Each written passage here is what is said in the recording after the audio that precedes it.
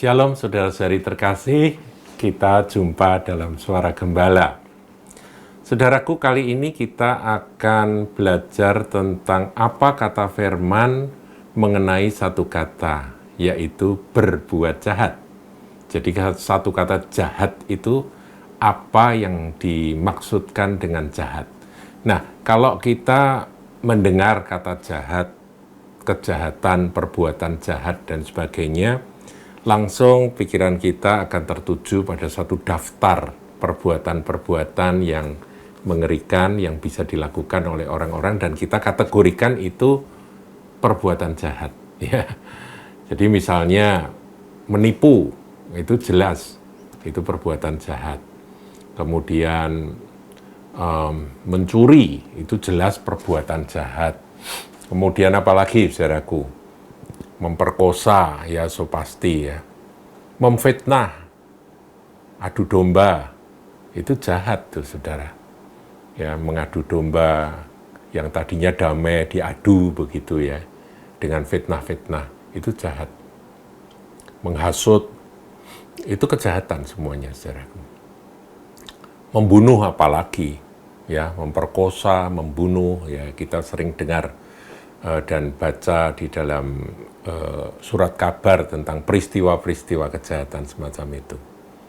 Atau barangkali korupsi, saudaraku, korupsi itu kan mengambil hak orang lain, ya haknya rakyat dikorupsi oleh para pejabat yang menyalahgunakan otoritas atau kekuasaan yang ada, menyalahgunakan jabatan. Itu semua kejahatan, saudara. Daftarnya panjang. Bertindak tidak adil itu juga kita anggap itu sebagai suatu kejahatan, lalim, saudara. Jadi ada banyak kejahatan yang saudara bisa tambahkan di dalam daftar yang tadi saya sebutkan. Tapi apa kata firman Tuhan tentang jahat, berbuat jahat itu apa? Rupa-rupanya ada satu kebenaran firman yang perlu kita fahami, saudaraku. Dan ini sebetulnya merupakan asal-muasal dari semua daftar kejahatan yang tadi sudah kita sebutkan, sudah kita kita daftar satu-satu begitu ya. Kita lihat di dalam Yeremia pasal 2 ayatnya yang ke-13, satu ayat saja, saudara. Dikatakan demikian firman Tuhan. Sebab 2 kali umatku berbuat jahat. Jadi umat Tuhan berbuat jahat dikatakan oleh Tuhan 2 kali. Jadi 2 kejahatan. Apakah itu? Kita baca lebih lanjut. Yang pertama, mereka meninggalkan aku sumber air yang hidup. Saudara, meninggalkan Tuhan, sumber air yang hidup. Tuhan mengumpamakan dirinya sebagai sumber air hidup. Kita tahu ya bahwa orang-orang yang hidup di Timur Tengah itu air itu memang sangat berharga sekali karena mereka hidup di daerah yang kadangkala air itu sulit didapat, saudaraku. Hujan jarang turun dan banyak padang-padang gurun begitu ya. Jadi air adalah sumber hidup yang betul-betul dibutuhkan oleh orang-orang yang hidup di daerah Timur Tengah. Nah, Tuhan katakan ketika umatku meninggalkan aku sebagai sumber air, sebagai mata air kehidupan mereka, maka itu adalah kejahatan yang pertama.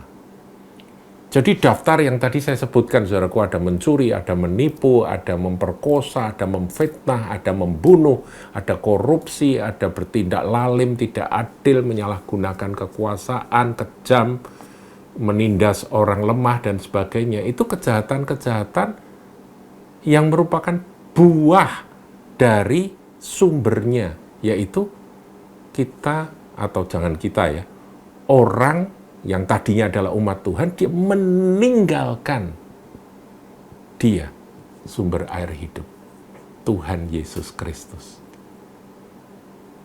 Kita ini sejak ditebus dan menjadi milik Kristus, kita harus betul-betul dependent atau tergantung kepada Dia dalam segala aspek. Di luar Engkau, Tuhan Yesus, aku tidak dapat berbuat apa-apa. Hanya di dalam Kristus kita bisa hidup benar dan kita bisa berbuat kebaikan.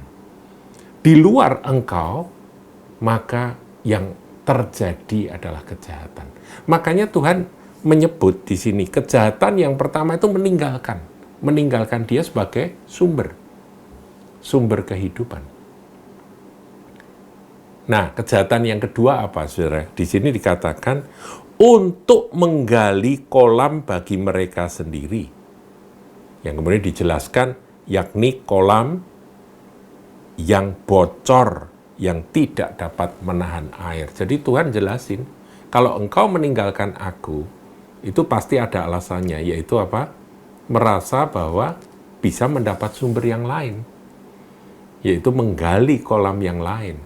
Padahal kalau bergantung pada sumber air yang hidup, yaitu Tuhan kita Yesus Kristus, itu lebih dari cukup.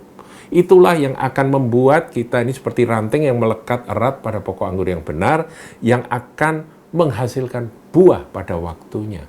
Tuhan Yesus berkata, kalau engkau tinggal di dalam aku dan firman-Ku tinggal di dalam kamu, maka engkau akan berbuah banyak.